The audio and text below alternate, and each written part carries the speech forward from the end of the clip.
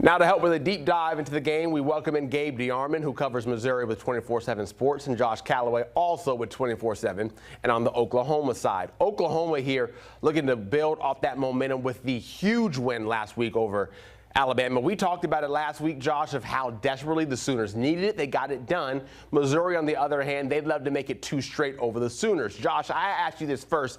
The big games just continue, don't they? Yeah, it's every single week for Oklahoma. Still getting used to the SEC grind of it. It's just kind of nuts. Every single weekend, kind of playing for their season with another massive ranked matchup. And here we go again. We've been doing it all season, so keep it rolling on Saturday. Like you said, once they lost to Ole Miss, back in October at 6-2, they felt like we're in playoff mode now. Like we have to win out the rest of the way if we're going to try and reach the college football playoff. That seemed daunting at the time because you had to go to Knoxville and then you had to go to Tuscaloosa. But they passed both those tests. They found a way to get two huge road wins. And now you're coming back home, I guess Missouri and LSU feeling like if you can just handle your business in front of the home fans, you're going to be in the field, when the field comes out in a couple of weeks. So it's a massive spot for Oklahoma. Everything feels like it's in front of them. They're playing their best, probably collective football of the year right now, especially with what they're doing on the defensive side. And so there's a lot of confidence that if they can just handle their business, they'll get to the playoff for the first time under Brent Venables. But at the same time, they know neither one of these games is going to be a gimme. A lot of talent on the Missouri roster and certainly the LSU roster, again, coming into town next week.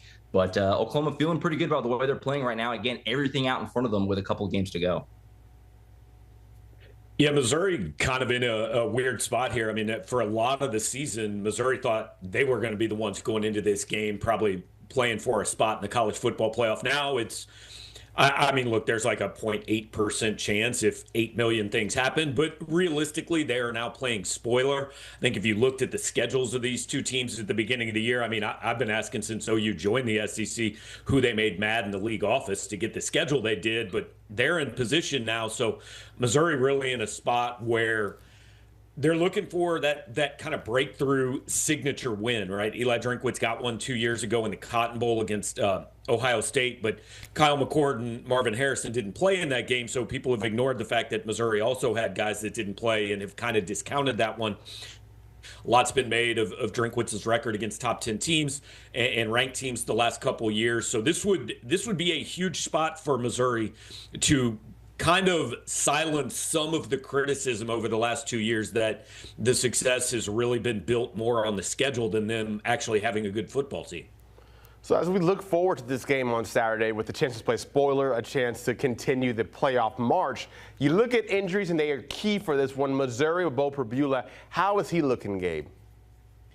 It was interesting. I was on my way to the stadium for the Mississippi State game and got a text last week that said, hey, Bo's out here running sprints. And I mean, we were all shocked because when we looked up this injury at the beginning, it was minimum 6 weeks. And, last week was 3 weeks to the day. He warmed up. I actually saw him on Tuesday when we were walking in for media day. He was walking out of the facility. He was wearing slides, nothing on his ankle. He looks decent. Now, he's doubtful for this game. Eli Drinkwitz said on Tuesday he's anticipating Matt Zollers will start, but they're going to see how Bo progresses throughout the week. Look, we've been through this thing with Drink in the injury report the last couple of years.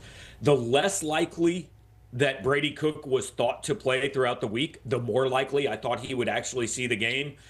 Despite what anybody says, I think Bo Perbula plays in this game, and I think that's been the plan for a week. We'll see. Drink said if he plays, he's the starter. So could still get the freshman out there, but if I had to put money on one side or the other, I think Bo Perbula comes back to the starting lineup. Yeah, and on the Oklahoma side, they're actually pretty healthy as they've been really in the first 2 years in the SEC. Availability report comes out last night, had 6 guys on it. That is shockingly low for Oklahoma these last couple of years. But the big one remains R. Mason Thomas, their top edge rusher, best player on the team for my money, period, offense or defense. He did not play in Tuscaloosa last weekend with a quad injury that he had very early in that Tennessee win a few weeks ago on the big scoop and score. He hurt it as he was running into the end zone. Didn't play the rest of that game, missed last week. I'm not super optimistic that he'll be out there this week. And I think that's kind of a two-part in that, A, the injury is just lingering. It's a quad. That's a hard one to get over. But also, B, the rest of that defensive end group has kind of earned the ability to slow play him. I mean, what Taylor Wine has been doing the last few weeks certainly had a monster game in Tuscaloosa. Marvin Jones playing really well. A couple other guys that are younger on the roster, PJ Adebawore and Danny Okoye, who've had some nice moments. And so I think Oklahoma is probably going to slow play R. Mason. I mean, if he's ready to go, obviously you turn him loose. He's that level of player. If he wants to go, you kind of have to let him. But at the same time, I think there's probably a world where Oklahoma feels really good about their depth at the defensive line in general, but even especially so there at edge. And they go without R. Mason again, this weekend. So we'll see. Questionable right now on the availability report. I wouldn't expect him to play. We'll see the next couple of days go, but Oklahoma has been kind of afforded the ability to kind of slow play him with the way the rest of those guys have been playing in his absence the last couple of weeks. Gabe, I have to get to the kind of game within a game portion of this, and this is outside of the field of play with the way the coaching carousel is looking and Eli Drinkowitz's name being thrown out there as possible candidates all across the board. He said that it's such a distraction. How have the Tigers and how has he really handled this and all that attention?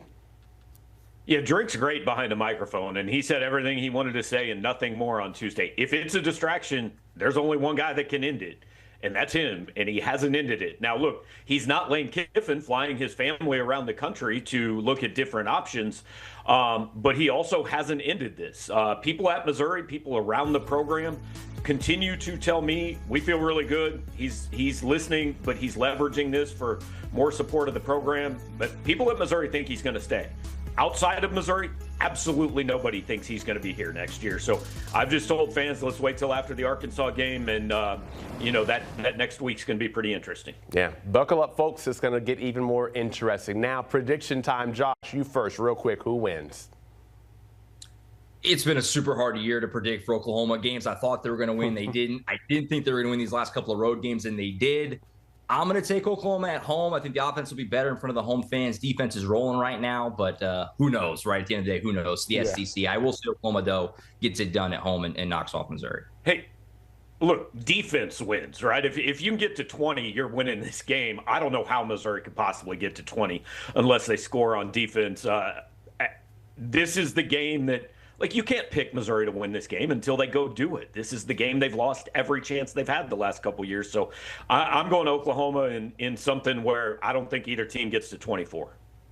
Josh, I wasn't going to bring up your record of predicting the games, but I'm glad you said that, so I didn't have to. Hey, we all tried. The sport of predictions can be pretty hard. Gabe DeArmond, Josh Callaway, thank you so much. Looking forward to this Saturday, seeing those two duke it out in the SEC. But we're also looking forward to this. Look at it. The big-time game on CBS this weekend, number 15 USC at 7th-ranked Oregon. That's Saturday, 3:30 on CBS and Paramount+.